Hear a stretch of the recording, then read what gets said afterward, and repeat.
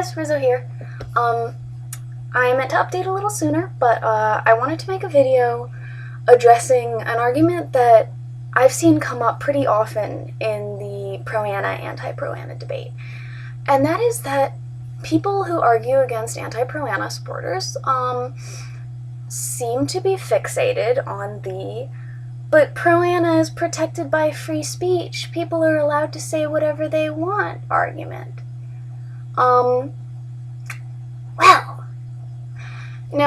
Just a disclaimer. First of all, I'm going to say pro-Anna as a blanket term for all pro-eating disorder websites. So that's pro-Anna, pro-Mia, and negative thinspo.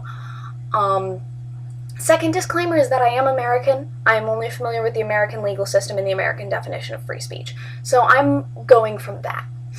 Anyway, let's start with tackling free speech. I'm not even going to get into the fact that we have libel and slander laws, which basically means, hey bitch, you're not allowed to say whatever the fuck you want because it affects people and there are consequences.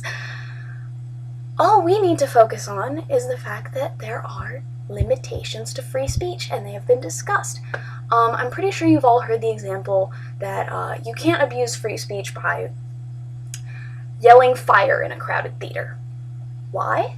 Because people would panic. People would all run towards the door, people would get trampled, there's a very, very high chance that a lot of people would hurt themselves or others.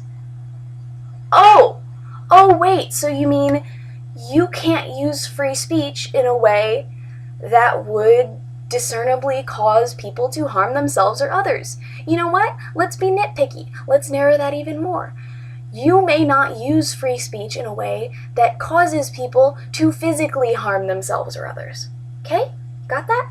Groundwork laid. Woo. Okay, let's move on. Let's say that, well, first of all, anorexia nervosa, bulimia nervosa, EDNOS, any kind of disordered eating, these are mental disorders, okay? They're not diets, they're not lifestyles, they're not choices, okay? And a lot of people who have eating disorders are in denial and they think they're choosing this. They're not. It's a compulsion. It is a mental disorder, okay? So let's put this on par with other mental disorders. Let's say that someone was depressed, okay? They have clinical depression, been diagnosed. Let's say they have a pro-depression blog where they post tips and tricks on how to self-harm, how to more effectively perform suicide, how to hide your depression from your family and your friends and people who want to keep you safe and healthy.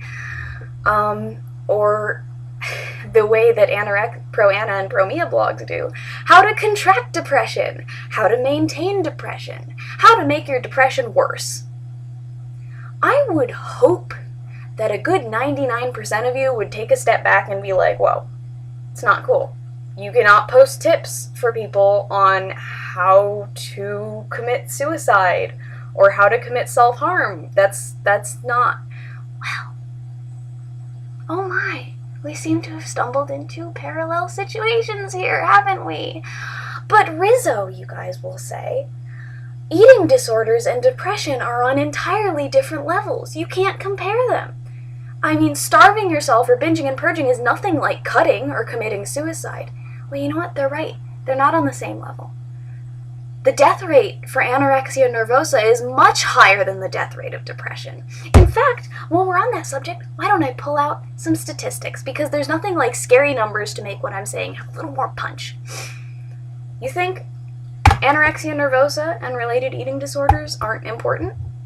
You think they don't hurt people? You think that promoting them isn't a harmful thing to do? Okay, let's think of it this way. Think of 10 women that you know. We're just going to focus on women. We're not even going to get into men who get eating disorders. 1 in 10 women, okay? I'm pretty sure we can all think of 10. 1 in 10 women has had, has right now, or will have an eating disorder. So pick one of those women, okay? They have an eating disorder.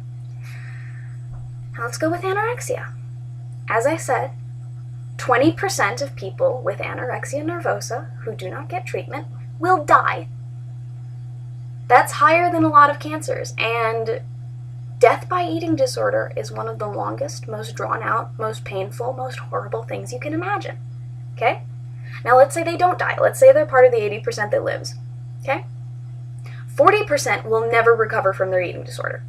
They will have it for the rest of their lives. They will suffer from it acutely for the rest of their lives. Of these, 20% will make a partial recovery, which means that they'll be able to hold a job, maybe. They'll be able to maintain some shaky relationships, but for the most part, they are still entirely consumed by their eating disorder. They probably still abuse laxatives, still abuse diuretics, probably still are very, very, very underweight, and still binge and purge, starve themselves, things like that. The other 20% will not recover at all in any way and will remain dangerously underweight and will be in and out of the emergency room and treatment for the rest of their lives. And probably the only reason they're not included in the 20% death rate is because they happen to die from a car accident or something. Or suicide. Because that's pretty common among people with eating disorders. Okay, now let's talk about if they do get treatment. Only 1 in 10 women who has an eating disorder will get treatment, and of them, 80% will not get suitable treatment, or effective treatment, or enough treatment. So that one person that you picked out of those 10 women, 20% chance of death, 40% chance that they will never, ever escape it for the rest of their lives. And even if they get treatment, there's an 80% chance that it will do nothing for them. Do you still think anorexia doesn't hurt people? Do you still think that it's harmless for people to post tricks and tips on how to make your anorexia worse and how to hide it from your families? I bet a lot of you are still going, well, it's not my problem if people decide to follow that. It doesn't hurt people. You are throwing all kinds of bullshit at me about how it's not important and how pro-Ana is so different from other things and we shouldn't be worrying about it. Okay, are you pro-cyberbullying? You pro-hate speech? Because these are two things that I see all the time in pro-Ana. In fact, hate speech, bullying, body shaming, the use of guilt and self-hatred as motivators, these are all things that pretty much make up the bulk of pro-Ana, pro-Mia, pro-Ednos. Yeah, so if you're pro-Ana, you're pretty much supporting pro-cyberbullying, pro-hate speech, pro-body shaming, and you probably need to get the fuck off my YouTube. I mean, I'm gonna wrap this up. Once again, I've been talking for way too long, but if you have an argument for me, if you want to refute something I said, leave me a comment, either here on my channel, send me an PM, go to my blog, beautyhasnobmi.tumblr.com, leave me an ask, and I will refute it. Because you can give me all the excuses you want. There is nothing that is going to convince me that anything about pro-Ana is ever okay. Thanks.